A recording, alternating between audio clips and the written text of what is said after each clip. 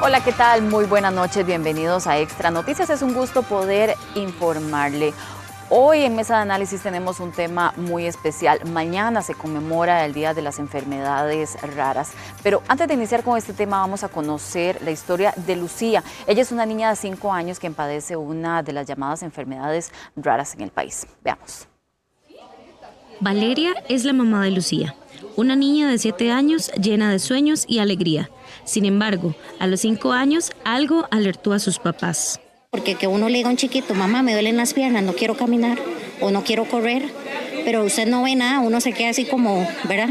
Como, ¿qué está pasando?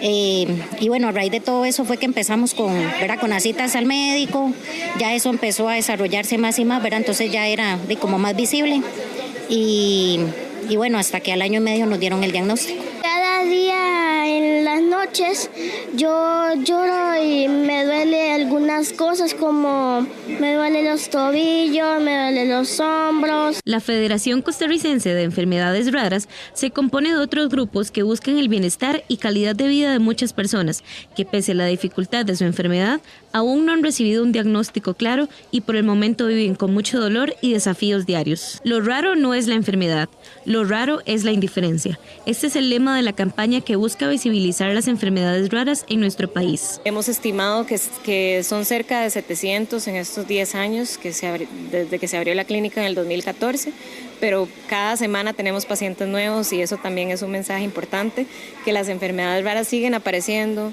incluso enfermedades nuevas, entonces hay que estar siempre en ese control. Por el momento en nuestro país no se tiene un número exacto de pacientes con enfermedades raras, ya que la complejidad de detectarlas y las mutaciones nuevas de cada enfermedad elevan cada vez más los números.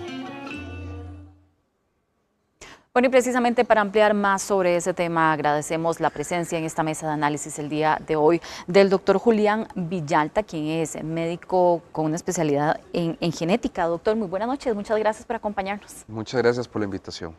Y además también vamos a enlazar de manera virtual a doña Diana Sánchez, quien es presidenta de la Federación Costarricense de Enfermedades Raras. Doña Diana, muy buenas noches, muchas gracias por acompañarnos también. Ahí nos escucha también. Bueno, ya casi venimos con doña Diana también. Doctor, vamos a iniciar porque es una fecha para hacer una reflexión, para conocer más acerca de este tema. Sabemos que una de las principales dificultades es el diagnóstico. ¿Cuál es esa situación, podríamos decirlo, de las enfermedades raras que tenemos que prestar atención? ¿Se dan desde la infancia? ¿Pueden diagnosticarse a lo largo de la vida? ¿Qué tendríamos que tener en cuenta en primer lugar? Bueno, para irte respondiendo uno a uno a las preguntas, sí, definitivamente los pacientes con enfermedades huérfanas, y eso es un mal a nivel mundial, pasan por lo que la literatura define la odisea diagnóstica. O sea, son pacientes que pasan de un médico a otro, 3, 4, 5 más médicos, pasan varios años hasta que finalmente logran con un diagnóstico preciso de su condición.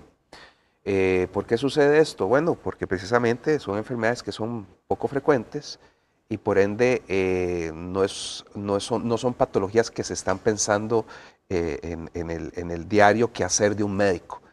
Y se requiere de un entrenamiento especial o de sensibilización en estos temas para que el médico piense que el paciente puede tener estas enfermedades. Uno no va a llegar a pensar que un paciente tiene una enfermedad si usted no tiene ese conocimiento. Y bueno, nuestro país ya se está poniendo a la vanguardia con esto. Hemos hecho un proceso de sensibilización muy fuerte durante todos estos años. Doctor, ¿qué se considera exactamente una enfermedad rara, verdad? Porque tal vez es importante aclarar esa parte. Bueno, lo voy a aclarar técnicamente y si me permiten voy a leer cómo quedó en la ley la definición que nosotros estamos utilizando para la realidad costarricense. El concepto que define enfermedad huérfana es un concepto bioestadístico epidemiológico llamado prevalencia. La prevalencia es el número de casos de una patología en particular en un momento determinado del tiempo e inclusive circunscrito a una región. Por tanto, este concepto puede variar de país en país o de región en región. Lo que es raro para Costa Rica no necesariamente es raro en Francia, Jamaica, Maui, etc.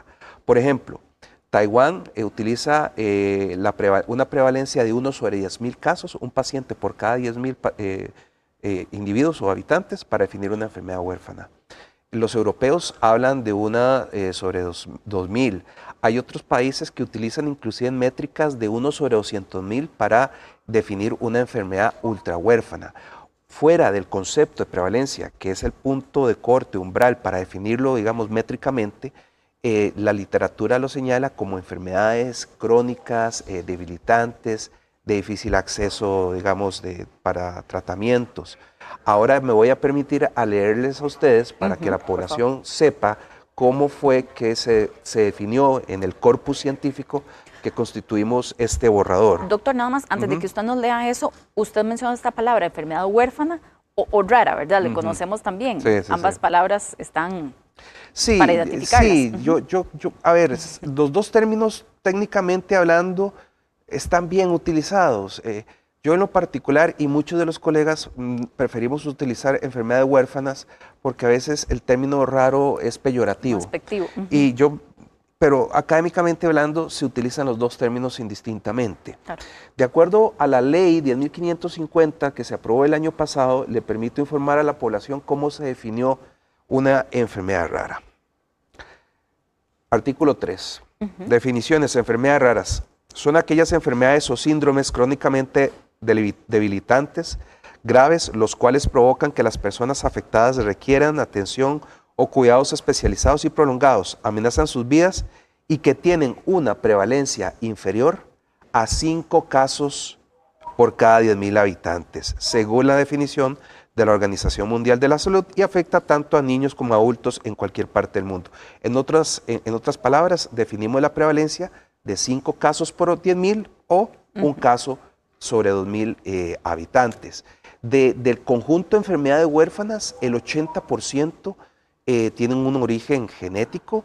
De ese 100%, en honor a la verdad, tenemos que decir que el 70% debutan en una edad pediátrica y el otro 30% pueden debutar o presentarse en los adultos. ¿A qué voy con esto? Que también, bueno, se ha hecho una inversión muy importante en nuestros niños y tiene que seguirse haciendo esa inversión social, pero también tenemos que pensar en los adultos. Por eso en los hospitales de adultos tenemos que comenzar a reforzar y a fundar las consultas de enfermedades huérfanas como vamos a hacer en el Hospital Calderón Guardia. Le guste a quien le guste y le guste a quien no le guste. Doctor, vamos a ver. Ahora quiero hablar acerca del tamizaje, usted lo ha adelantado un poco, creo que merece que hablemos especialmente de eso, pero surge una duda también con este tema, pese a que puede afectar a millones de personas en el mundo, ¿por qué siguen siendo tan invisibles, verdad, de alguna u otra manera? Insisto, yo creo que precisamente porque creo que es un mal de la formación, el pensum de las carreras de medicina, y eso es un mal inclusive iberoamericano. Cuando usted analiza las mallas curriculares, si las carreras de medicina tienen suerte de tener un curso de genética clínica, es mucho. A veces a los estudiantes les hablarán de genética y de enfermedades huérfanas muy por encima en las materias más importantes, ginecología, medicina interna, cirugía, etcétera. Entonces, creo que hay que atacarlo desde la base de formación de nuestros futuros médicos para que ellos se sensibilicen. Y bien mencionabas de la población mundial. Yo decía hoy en la mañana que de acuerdo a la OMS y a la data que se tiene publicada científicamente, las enfermedades ese tipo de enfermedades afectan entre el 6% al 8% de la población mundial. Porcentualmente pareciera poco, pero son muchísimas personas, ¿verdad? Vamos a incorporar a doña Diana, que ya se encuentra con nosotros vía Zoom. Le recuerdo, ella es la presidenta de la Federación Costarricense de Enfermedades Raras. Doña Diana, buenas noches, gracias por acompañarnos. Buenas noches, muchas gracias a ustedes por la invitación. Doña Diana, estamos conversando acerca de este tema a propósito de que mañana se conmemora propiamente el Día de estas Enfermedades para llamar la atención sobre este tema. Y tal vez la pregunta que queremos hacerle desde el lado suyo es, ¿cómo es esa vivencia y ese recorrido típico que experimentan muchas familias al obtener un diagnóstico, por su experiencia y también por las personas que usted acompaña en su federación? Claro, el diagnóstico de una enfermedad rara es devastador. Para todas las familias recibir un diagnóstico, ya sea cualquiera la enfermedad rara, es devastador. Es muy triste por el poco abordaje que se tiene, porque muchas no tienen tratamientos y porque cuesta mucho también que se investiguen más acerca de ellos. Doña Diana, ¿qué experiencia le ha dejado a usted? Porque es importante además agruparse, tener este acompañamiento que ustedes brindan y conocer también otras familias que pasan por situaciones similares en este camino. Algo muy importante para nosotros es tener una red de apoyo. Primero, encontrar a las familias que padecen las mismas patologías, al conjunto de familias en donde nos podemos apoyar con las experiencias. No es lo mismo estar solo en un camino que estar acompañado, y eso hace las organizaciones de pacientes. Vuelvo ahora con el doctor para hacer una consulta también. Doctor, una pregunta muy frecuente, mencionábamos ahora el tamizaje. ¿Por qué es importante el tamizaje? Ahora que usted mencionaba que el diagnóstico generalmente se da o suele darse en edad pediátrica. El tamizaje es fundamental y gracias a Dios Costa Rica tiene un programa envidiado, con una envidia de la buena a nivel mundial. El programa de tamizaje neonatal que se ha llevado a cabo en el Hospital Nacional de Niños es un programa pues, pionero que nos permite realizar tratar de identificar enfermedades que pueden debutar desde el nacimiento, enfermedades metabólicas y otras. Por eso es importante que el tamizaje continúe como se ha mantenido en este tiempo. Ahora, no todas las enfermedades pueden entrar dentro de un tamizaje porque hay una serie de criterios muy importantes de Johnson y Wilson desde 1968 que indicaron cuáles son los criterios o los parámetros que debe cumplir una enfermedad para incluirse en el tamizaje, un tamizaje neonatal. Se ha ido ampliando con el tiempo y me imagino que posiblemente en el tiempo podrá ampliarse más, pero todavía habrá un sinnúmero de enfermedades que requerirán de otros métodos de tamizaje. Tamizaje es muy importante aclararle a todo el mundo, no es significado de diagnóstico. Veámoslo como una luz de tráfico. Cuando sale un paciente con sospecha de alguna enfermedad en el tamizaje neonatal, eso es una luz amarilla. Entonces hay que continuar posteriormente con otras pruebas, sean moleculares, de actividad enzimática, bioquímicas, etcétera, para confirmar esa sospecha que el tamizaje te está diciendo, pónganle atención porque puede haber aquí un problema metabólico, algunas de las enfermedades que están estudiándose a través del tamizaje neonatal. Es como ese primer paso que sí, se da que es muy importante, ¿verdad?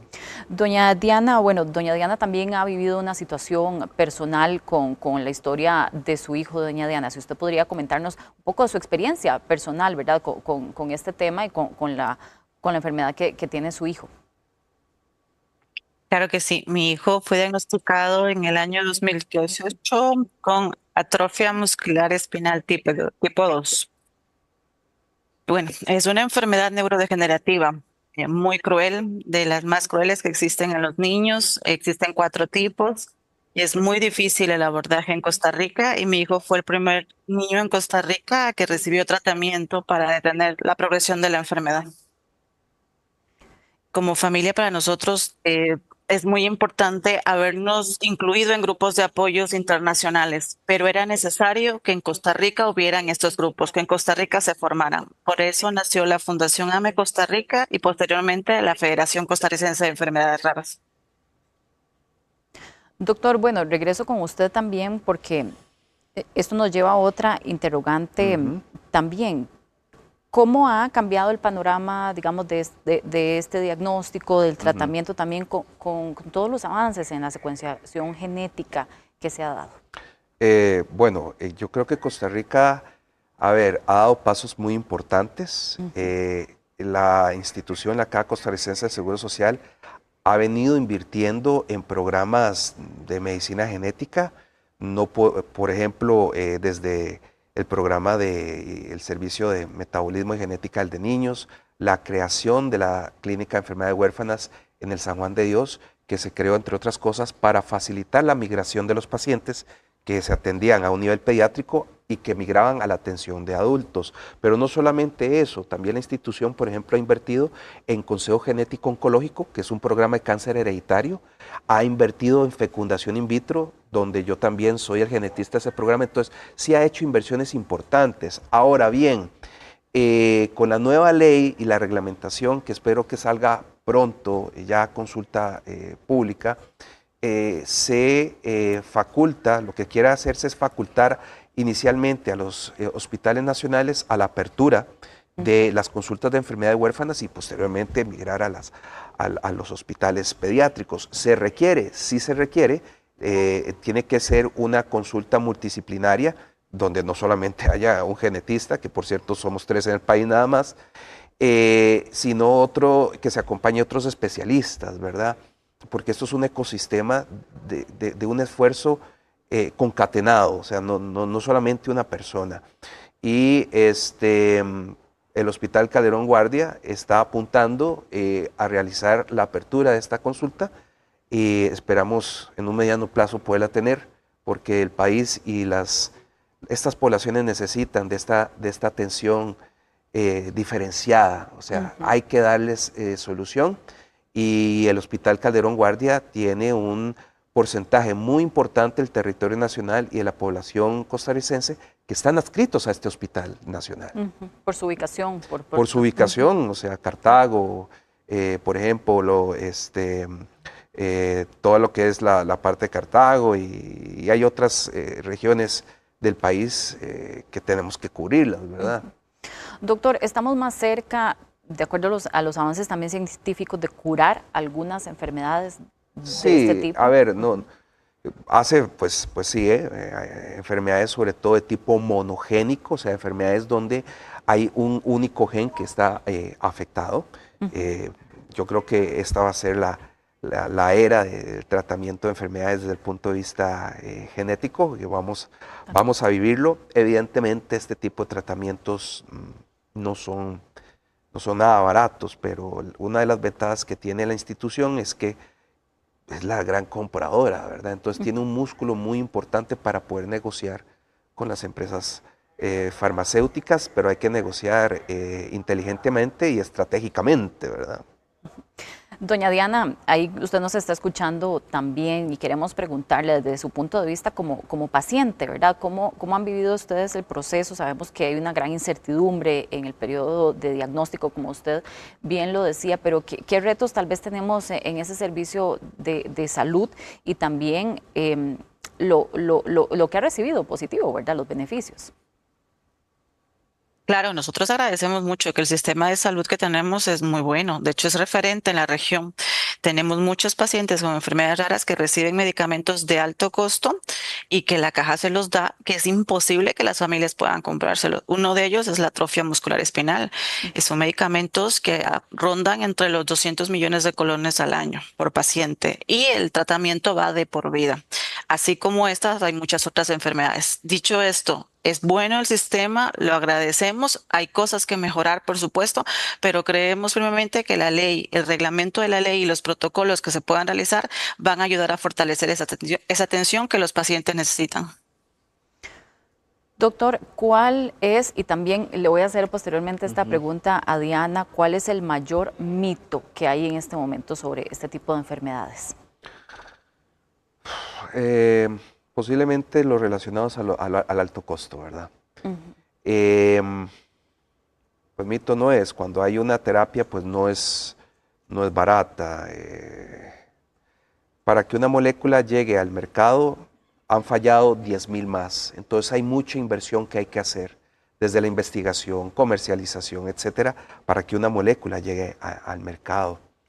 Entonces, primero creo que eso hay que tenerlo en cuenta, saber que el modelo de seguridad social que tenemos nosotros, y al igual que otros modelos de seguridad social muy similares al costarricense, los presupuestos de salud pública son finitos, pero las necesidades son crecientes. Entonces también, pues desde el punto de vista de inversión hay que ser muy estratégico, y por eso es importante la ley, porque entre las herramientas que se le está facultando al país es la creación de un censo nacional que va a ser llevado a cabo por el INCIENSA, el cual va a ser reforzado, que nos va a permitir conocer cuáles son las enfermedades raras más prevalentes, digamos, más frecuentes en nuestro país. Eso es súper importante para ir determinando esas prevalencias, las características de la genética poblacional, y eso inclusive le va a permitir al país, a la Caja Costarricense de Seguro Social, al Ministerio de Salud Pública, ir desarrollando materia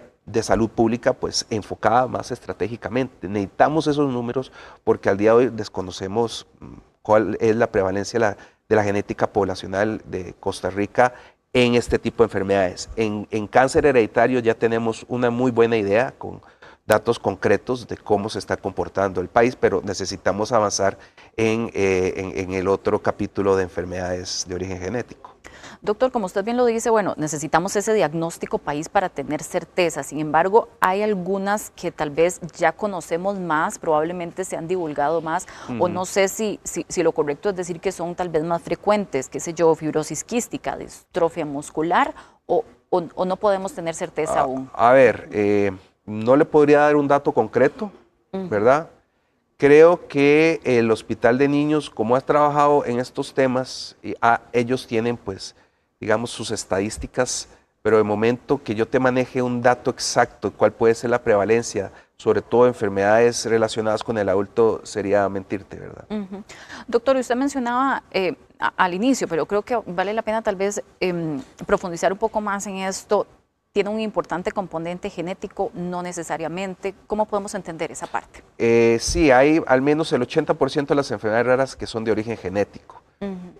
Ahí hay otros componentes que no son de origen genético. Entonces, ¿cuál es la ventaja de ir identificando esas enfermedades? Primero, hay que entrenar a la gente en esta materia. Una de las partes de la genética clínica, una de las partes, es el asesoramiento genético. El asesoramiento genético de riesgo reproductivo. Cuando llega una pareja a una consulta genética, por ejemplo, una pareja que ha tenido pérdidas o abortos, doctor, ¿me puede volver a pasar esto? ¿Cuál es el riesgo que me pueda pasar esto? O, doctor, mi hijo tiene esta enfermedad. ¿Cuál es el riesgo que si yo y mi pareja tenemos otro hijo o otra hija tenga esta misma enfermedad? Entonces, sí es muy importante conocer, pues, dentro de las cosas básicas que maneja un genetista, los mecanismos de herencia y otra serie de variables para poderles dar a los papás ese asesoramiento genético personalizado, basado, pues, en el riesgo familiar, ¿verdad? Y vuelvo con doña Diana para hacerle la consulta. Le preguntaba al doctor también, y no sé si usted se anima a comentarnos cuál es uno de los principales mitos que hay con respecto a estas o las creencias que probablemente tienen las familias que vale la pena desmentir o explicar con la experiencia que ustedes tienen. Claro, bueno, tal vez ahí me gustaría aportar un poquito algo que comentó el doctor. En ciencia efectivamente se va a encargar de hacer el Registro Nacional de Enfermedades Raras, que va a ser el primero oficial en el país, pero es importante también rescatar que en ciencia va a recibir el 5% al aporte económico de la Junta de Protección Social, que viene por ley. Entonces, venimos con la ley aportando también un sustento económico para que ese registro se pueda dar y pueda ser exitoso. Segundo, hay muchas cosas dentro del sistema de salud que tienen que cambiar, definitivamente. El acceso a tratamientos es uno de ellos para nosotros muy importante. El desconocimiento en la población. Y ahí es donde entra el Ministerio de Salud. El Ministerio de Salud tiene que trabajar muy fuertemente para que la educación con respecto a las enfermedades raras llegue a más áreas, a las universidades, al sector salud completamente, a los CEBAES. Acordémonos que los pacientes y las familias al primer sitio, al primer nivel de atención al que llegan es a los CEBAES, y los CEBAES no conocen muchas enfermedades raras. Entonces, trabajar mucho en el tema de educación. En tema de mitos, pareciera que todavía no existe algo muy concreto, pero ahora nos pasó algo muy especial que nos dejó como valorando la situación. Hicimos varias invitaciones para estas actividades que estamos haciendo las semanas de enfermedades raras. Y nos preguntaban varias personas si las enfermedades raras eran contagiosas. Y yo decía, bueno, es válido la inquietud y es válido el desconocimiento porque efectivamente no hemos hablado nunca, primero de datos en Costa Rica reales y segundo de conceptos reales. Entonces, esas son cosas que nosotros desde la sociedad civil hacemos los esfuerzos desde nuestra pequeña disposición que podemos tener, pero sí necesitamos que el Ministerio de Salud y la Caja trabajen muy fuertemente en educar y hablar de conceptos de enfermedades raras para que se lleguen al diagnóstico precoz. Acordémonos que en todas las enfermedades raras, todas las enfermedades, mientras llegue el diagnóstico precoz es mejor, pero en las enfermedades raras estamos hablando de una distancia muy pequeña entre la vida y la muerte de un paciente. Si logramos diagnosticar a un paciente de manera oportuna, le podemos estar salvando la vida o podemos entrar en una ventana terapéutica para recibir un tratamiento. Muchos, a mí en especial en la Fundación AME, se me murieron pacientes esperando la resolución de la sala cuarta para la compra de su medicamento. El tiempo es la clave aquí para todos los pacientes y el diagnóstico precoz va a ayudar muchísimo a que muchos pacientes con enfermedades raras puedan tener su diagnóstico y su oportuno tratamiento.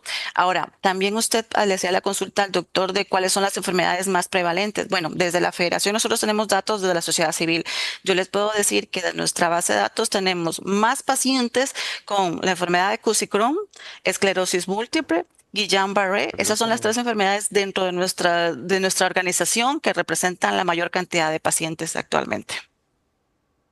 Gracias, Diana, por esa información. Y bueno, y hablando de divulgar, esperamos que estos espacios también, ¿verdad?, nos ayuden a llegar a más personas que requieren tener información a mano. Doctor, otra de las consultas que tenemos también acerca de síntomas, vamos a ver, es muy variada, supongo, pero ¿cuáles son, si podemos decirlo de alguna manera, esos signos de alerta que podemos estar pendientes? No sé, probablemente en niños podemos empezar. Niños recién nacidos que comiencen a presentar somnolencia, rechazo a la lactancia materna, letargia, un mal estado general en las primeras horas o en los primeros días de vida. Eso tiene que llamar la atención de los padres y de los médicos para referirlos a niños. Esos síntomas de compromiso neurológico, que un niño que vomita la leche, que lo ves como letárgico, somnoliento, sobre todo después de comer, llama la atención de que pudiera haber alguna de estas enfermedades de origen de causa bioquímica, metabólica, que muchas de ellas se pueden resolver haciendo una restricción dietética o evitando la injuria que provoca la enfermedad, ¿verdad? Doctor, y escuchábamos, bueno, en la nota previa del caso de la niña que veíamos también algunos dolores. Puede ser que no sean tan normales, ¿verdad? Pero algún signo de alerta que por podamos ejemplo, tener.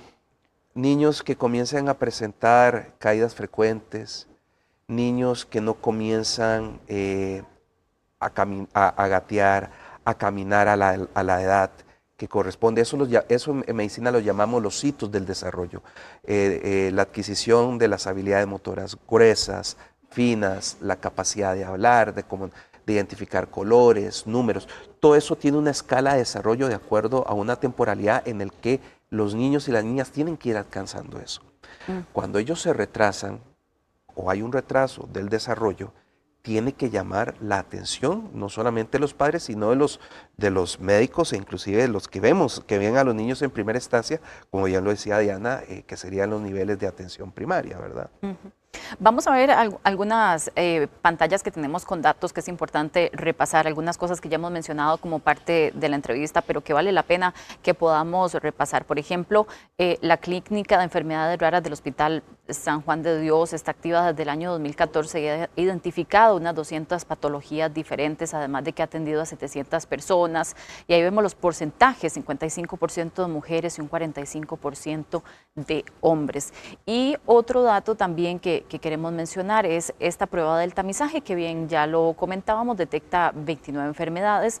Ahí estamos hablando, y ahí sí le pido ayuda, doctor, para que usted nos ayude a aclarar, endocrinopatías, ¿verdad? ¿Qué estamos hablando, por ejemplo? Son problemas de tipo hormonal, ¿verdad? Hipotiroidismo congénito primario. Ahí es el problema de la tiroides, efectivamente. Y enfermedad de la orina con olor a jarabe de arce. Sí, es una de las enfermedades de origen metabólico que se permiten tamizar. a través del tamizaje y después hay que hacer pruebas confirmatorias, ¿verdad? Y regresamos ahora entonces a otra consulta. Usted bien lo decía, doctor, tal vez creo que es importante mencionarlo. ¿Cuál es como el procedimiento más adecuado? Es que vamos primero a esa atención primaria, que es el EVAIS, pero si uno no recibe respuesta, ¿qué otro mecanismo tengo para seguir buscando ese diagnóstico que necesito? Es complicado, pero bueno, vamos a ver si hay alguna otra respuesta que puedan acudir las familias. Yo siempre lo que aconsejo es buscar a los especialistas del ramo. El país cuenta con 3 genetistas clínicos, al profesor Saurio Rocafort, que ya está pensionado el profesor, el doctor Ramsés Badilla, que es el jefe de genética y metabolismo de niños, y a mí me pueden encontrar en el Calderón Guardia, en el Hospital de las Mujeres. Y bueno, siempre insistir, ¿verdad? Porque puede ser que la gente a veces no tiene conocimiento y no es culpa de ellos, porque este tema es difícil, es complejo, claro. Es muy complejo. Si usted no ha recibido un entrenamiento propio en enfermedades huérfanas, enfermedades metabólicas, difícilmente usted lo va a pensar, ¿verdad? Y aquí, bueno, recurro a Diana, por supuesto, que convive, ¿verdad?, con muchísimas familias que pasan por esto. Diana, ¿cuál es ese consejo, ¿verdad?, cuando muchas veces tocamos esas puertas, pero no se da con esa respuesta, con ese diagnóstico que muchas veces se espera que puede durar más de lo que quisiéramos, probablemente como padres o como familiares? Claro, ahí los pacientes hemos identificado que tienen 2 caminos. El segundo es el más lamentable. El primero es que entran en una odisea diagnóstica.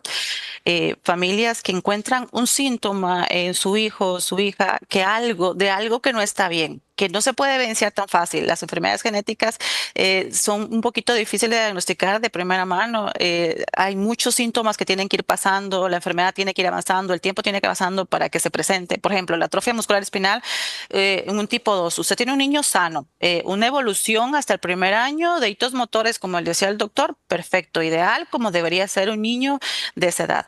A partir de los 11 meses, a los 12 meses, empieza a haber un estancamiento. Entonces, muchas familias lo ven como normal, que existe un estancamiento. De hecho, muchos especialistas pediatras dicen no pasa nada, si un niño hasta los 3 años no camina, vamos viendo la evolución, todos los niños son diferentes. Entonces, sí cuesta como mucho tener ese ojo clínico de qué está sucediendo que pareciera no tan normal. En mi caso, yo no lo vi tan normal y busqué, pero muchas familias tienen que entrar al proceso de odisea diagnóstica. ¿Y qué es la odisea diagnóstica? Ir a buscar un especialista. El primer nivel de atención no está funcionando en ese sentido. Muchos médicos dicen, mamá, no se preocupe, no pasa nada, la evolución del bebé va a ir conforme a su disposición, el niño va a avanzar de manera diferente a cualquier otro niño. Entonces, las familias que tenemos cierta disponibilidad, pues vamos y buscamos especialistas, algo que se nos ocurra, un genetista, un neurólogo, para ir a buscar como esa respuesta a ese síntoma que estamos viendo diferente. Eso es, aquí en Costa Rica, de lo que nosotros hemos visto a pacientes, pueden durarse hasta 4 años una odisea diagnóstica, muchos un poco más, pero un mínimo de 4 años para encontrarle nombre a ese síntoma raro que no parece tan común en su hijo. Ahora, el segundo caso que yo le comentaba es el más complejo y el más crítico, que hay familias que abandonan el camino, porque llegan al primer nivel y el doctor le dice, no pasa nada, mamá, no tiene nada, y tampoco no tienen los recursos para ir a buscar a los procesos de los médicos en la odisea diagnóstica, que prácticamente la tenemos que afrontar nosotros como familia. Es muy difícil la situación, pero la educación que se está teniendo ahora ha tenido efectos positivos, porque nosotros tenemos pacientes que nos escriben constantemente a nuestras redes sociales, a la página web, indicándonos, mi hijo tenía estos síntomas y ahora sé que podría hacer esto. Voy a ir a buscar a este especialista. Quizás le estamos ayudando un poquito a no ir a buscar diferentes especialistas, sino ubicar de manera directa cuál es el que necesita. Y también, de acuerdo a los síntomas de muchos testimoniales que se presentan de pacientes, ellos cómo se van ubicando a dónde podríamos ir y también integrarse de manera directa al sistema de salud, a la caja, para que el médico especialista lo pueda atender. Vamos a escuchar también algunos de los testimonios que recopilamos el día de hoy de algunos pacientes que compartieron su experiencia para conocer un poco acerca de cómo es que viven también esta situación. Escuchemos. Bueno, vivir con dolor yo creo que nunca va a ser bonito, ¿verdad? Entonces se vuelve desafiante el día a día, el aceptarlo, pero también llegar a un diagnóstico que a mí me costó 17 años, pues es algo que da paz. Aunque no tenga cura, da paz porque sabemos que hay algo. Entonces para mí eso es como lo más importante, que tener un diagnóstico da tranquilidad. Ahí vemos, doctor, pacientes adultos también, ¿verdad?, que identifican su padecimiento. Sí, definitivamente. Una de las cosas que quiero mencionar, que no se me puede olvidar, me preguntabas de otros signos o síntomas que los papás pueden buscar en niños. Uno de los red flags o las banderas rojas es lo que llamamos la regresión. ¿Qué es regresión? Es que el niño alcanzó ciertas habilidades motoras o de habilidades sociales y de un momento a otro comenzó a tener una regresión, o sea, comenzó a irse para atrás.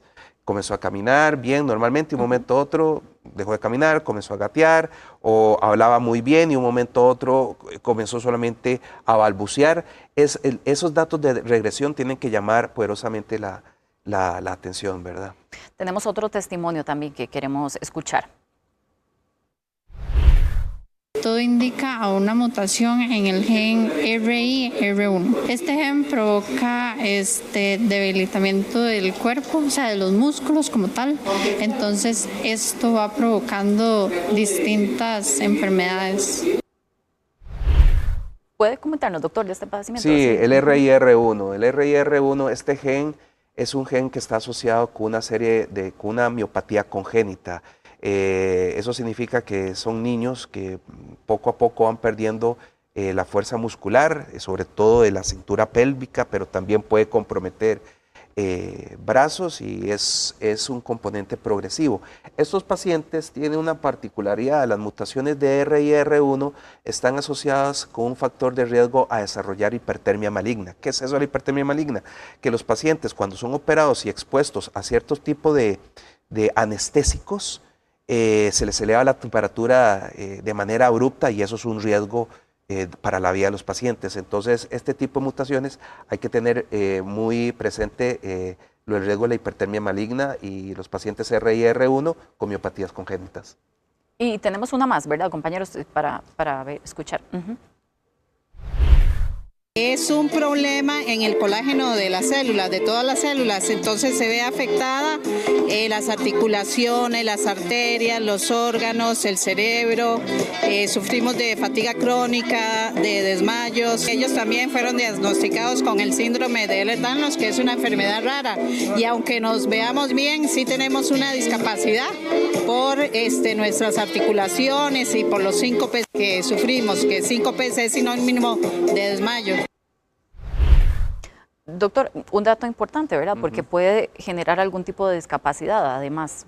Como sí, ahí leí lo del Ehlers-Danlos. Para aclarar a la población, hay 13 fenotipos o 13 distintos tipos de Ehlers-Danlos.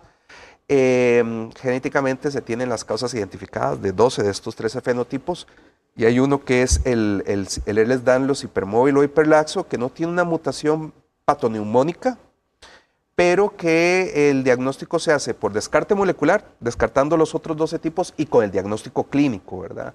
Y sí, efectivamente, el Ehlers-Danlos, el trastorno en el colágeno hace que estos pacientes pasen con dolores articulares, musculares crónicos, fatiga crónica, son más susceptibles a la depresión precisamente porque pasan con estos episodios de dolor durante mucho tiempo y tienen otros riesgos inherentes, son más propensos a caídas, a luxaciones muy frecuentes, entonces pues requieren de una atención personalizada y hay ciertos Ehlers-Danlos de mayor riesgo que otros, como el vascular, ¿verdad? Que es el que uno no quiere que los pacientes tengan, que son pacientes que tienen un mayor riesgo de que se desarrolle una serie de dilataciones en las arterias llamadas aneurismas que pueden producirse en la cabeza, en las arterias de más grueso calibre como la aorta, torácica, abdominal, femorales, que si se llega a reventar, pues el riesgo de letalidad o muerte es alto, ¿verdad? Bueno, se nos está acabando el tiempo ya, pero quisiera tener un mensaje final, Diana, de parte suyo para las familias que están en este proceso, tal vez esperando un diagnóstico o tal vez acaban de recibirlo. ¿Cuál sería ese mensaje, esa reflexión que les deja a usted? Incluso si nos deja alguna manera en la que pueden contactarse por si gustan tener más información. Claro que sí. Bueno, el mensaje de nosotros siempre va a ser de esperanza. La sociedad civil se ha organizado precisamente para eso, para dar esperanza a los pacientes, para ayudar también al sistema de salud en el tema de educación. Estamos dando pasos, son pasos pequeños pero muy firmes. La ley fue un logro histórico. En el año 2025 trabajamos en conjunto con el Ministerio de Salud, fuimos parte de la realización del reglamento y esperamos en el futuro los protocolos, la Comisión Nacional de Enfermedades Raras que por ley tiene que crearse y la tiene que presidir el Ministerio de Salud. Son todos estos pasitos que nos dan mucha esperanza. Estamos por buen camino. No estamos igual que hace 8 o 10 años atrás. Definitivamente las cosas han cambiado y vamos en mejora.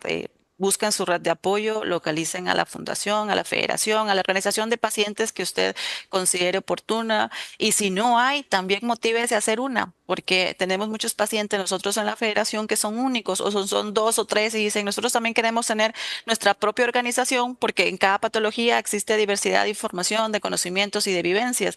Entonces, también organizarse y crear la suya es importante porque mientras más información tengamos, mientras más educación, ayudamos a las futuras generaciones. Estamos trabajando por los que vienen de camino en realidad, por lo que estamos y por toda la población costarricense. A nosotros nos pueden localizar en nuestra página web, Federación Costarricense de Enfermedades Raras, al 7108-2515 a la Federación, y en nuestras redes sociales les estamos respondiendo constantemente todas sus consultas e inquietudes.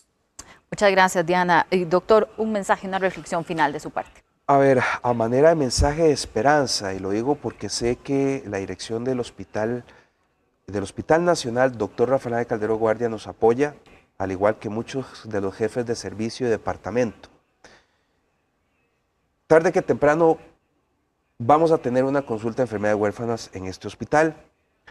Y el mensaje que envío a los costarricenses es un mensaje de esperanza que vamos a desarrollar una consulta diferenciada para ustedes.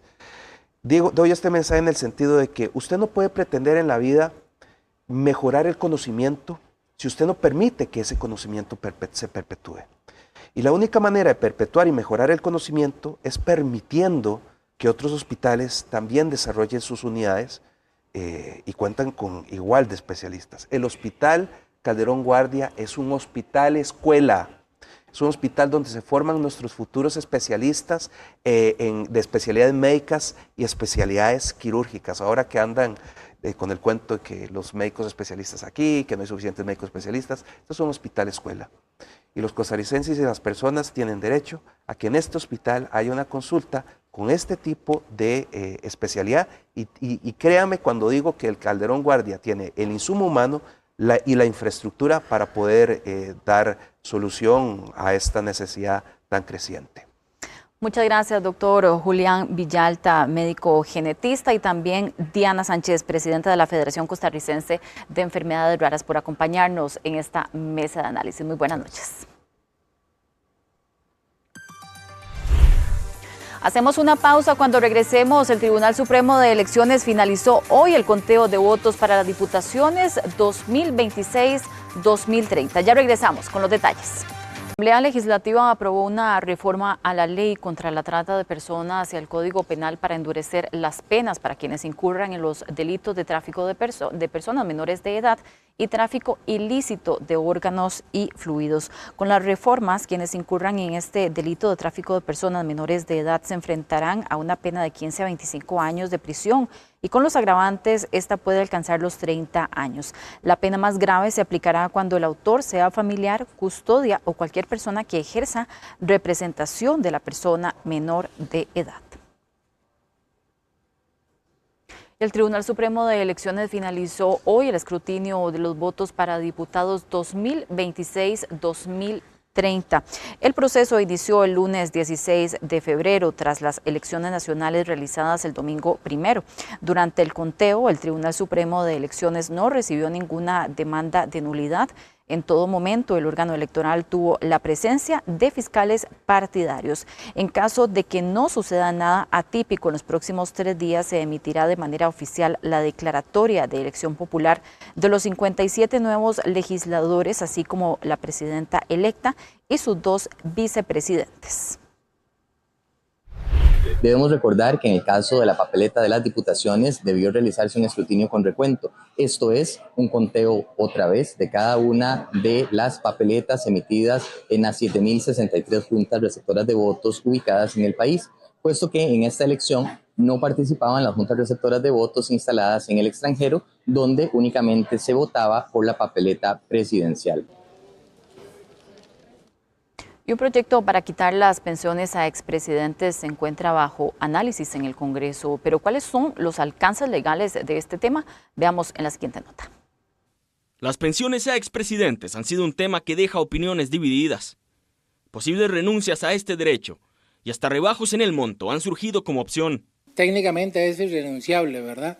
Lo que han hecho en la práctica, por ejemplo, me parece que lo hizo Carlos Alvarado, es simplemente no cobrar esa pensión. Y el tema de la reducción sí tiene una repercusión directa porque estamos hablando de derechos adquiridos. Entonces, quien ya la tenga y la tenga en la magnitud que la tiene, pues obviamente no va a querer que eso suceda. Sin embargo, ya hemos visto, hay antecedentes en materia de pensiones, que hay muchas formas de reducirla. Una de esas es, por ejemplo, metiéndole un impuesto a esa pensión. Pero, ¿qué opina la ciudadanía sobre este tema? Demasiado dinero lo que les dan, demasiado dinero. Y eso sale de los impuestos del pueblo. Han tenido tanta plata, ¿para qué quieren más plata del pueblo? No, yo estoy de acuerdo que se la quiten, completamente. Que les baje la pensión, sí estoy de acuerdo, a digamos, un 50% de lo que ganan. Estoy de acuerdo. No, porque ya es una pensión que está. Si empieza a regir la pensión, de quitarles la pensión de lujo, sería ya ahora a partir de este momento, de este periodo que empieza la nueva ley, ¿no? Mientras los diputados analizan esta posibilidad, la población pide un manejo responsable de los fondos públicos. Con la entrada de los nuevos diputados el 1 de mayo, el proyecto de jornadas 4-3 enfrenta dos escenarios. El oficialismo podría acelerar la votación de mociones y aprobar el expediente en poco tiempo, o la Sala Constitucional podría encontrar vicios y traerse abajo esta iniciativa.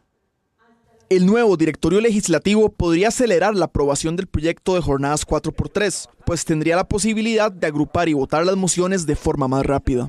Doña Yara Jiménez, que es la que se perfila como presidenta de la Asamblea Legislativa, ella como conductora general del debate dentro del plenario legislativo puede tomar medidas en estos aspectos, tomando en consideración que la dispensa de trámite convierte al plenario legislativo en una comisión general. En medio de la presión que podría ejercer el oficialismo, la oposición pide que el consenso sea la clave para lograr los acuerdos que destraben el plenario. La posición de la nueva fracción de Liberación ha sido muy clara.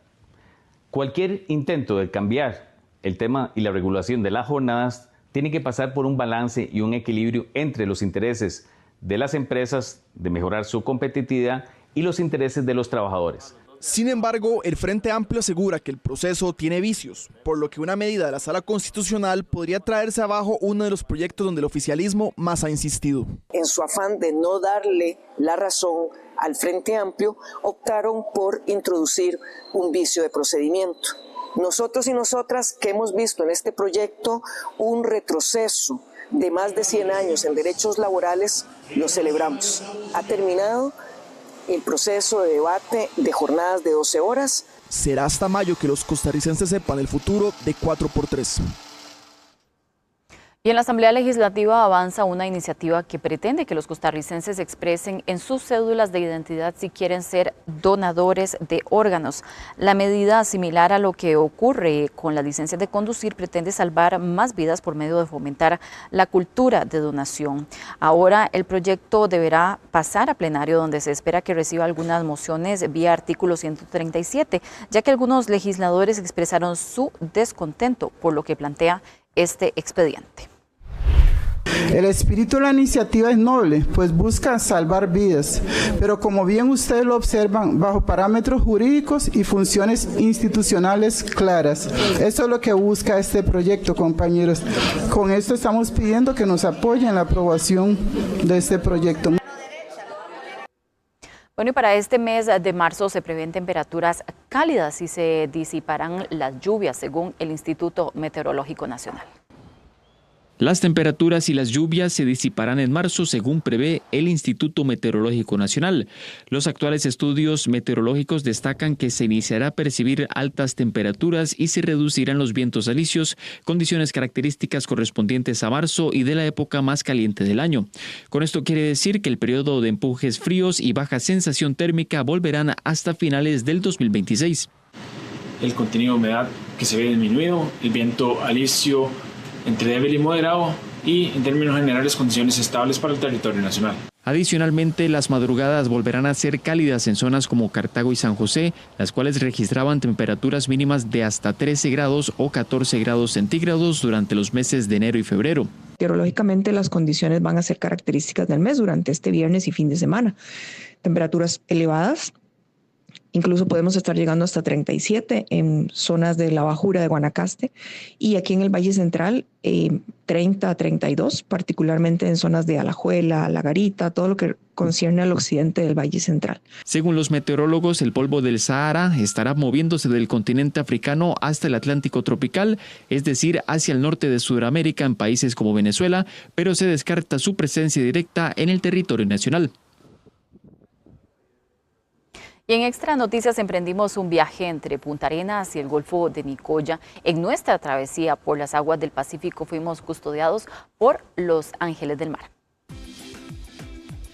Emprendimos nuestro viaje en Punta Arenas. La magia natural empezó a flotar. Delfines cuello botella iniciaron su danza entre las olas, rumbo a nuestro destino. Pasamos por otras islas cercanas. La magia no deja de sorprendernos. Antes de llegar a nuestro destino, que es Isla Tortuga, nos paramos un momentito acá en Isla Negritos Oeste, porque aquí hay un espectáculo que usted tiene que ver a través de la pantalla de su Extra TV. Llegó la hora de ver los mono araña. Mire qué interesante, toda una familia, tal parece que hay ahí. Y esta especie llegó aquí a través de un proyecto. Al principio, hace aproximadamente unos 4 años, se introdujo cerca de 10 especies. Lo cierto es que se han logrado reproducir. Hoy la isla, o por lo menos esta isla, cuenta con más de 30 y sin duda alguna se han convertido en todo un espectáculo para los visitantes. Compuesta por las islas Tolinga y Alcatraz, es una reserva natural sin hoteles ni habitantes. Al lugar desde Punta Arenas es un viaje de aproximadamente 45 minutos. La isla Tortuga se ubica en el Golfo de Nicoya. Es un paraíso natural rodeado de aguas turquesa, arena blanca y mucha vegetación, y uno que otro animal como estos saínos. La mejor temporada para visitar la hermosa isla es la época seca, que comprende entre los meses de diciembre y abril, pues ofrece sin duda días soleados y aguas calmas. Ni a 10 minutos de la salida podemos llegar a avistar delfines nariz de botella, los cuales son residentes del área de ahí mismo, en el puro Golfo de Nicoya, cerca de lo que es el muelle de los cruceros. Luego de ahí pasamos cerca de lo que es la isla Negritos, lo cual es reserva biológica. Ahí intentamos avistar monos araña, una atracción bastante interesante para el turista. Sí, Isla Tortuga es considerada una reserva natural protegida, reconocida por su biodiversidad. Está estrechamente vinculada a la Reserva Biológica Islas Negritos. La isla no tiene habitantes, no permite la pernotación y funciona bajo estrictas normas de conservación. Así llegamos al final de nuestra edición. Muchas gracias por habernos acompañado. Que tengan muy buenas noches.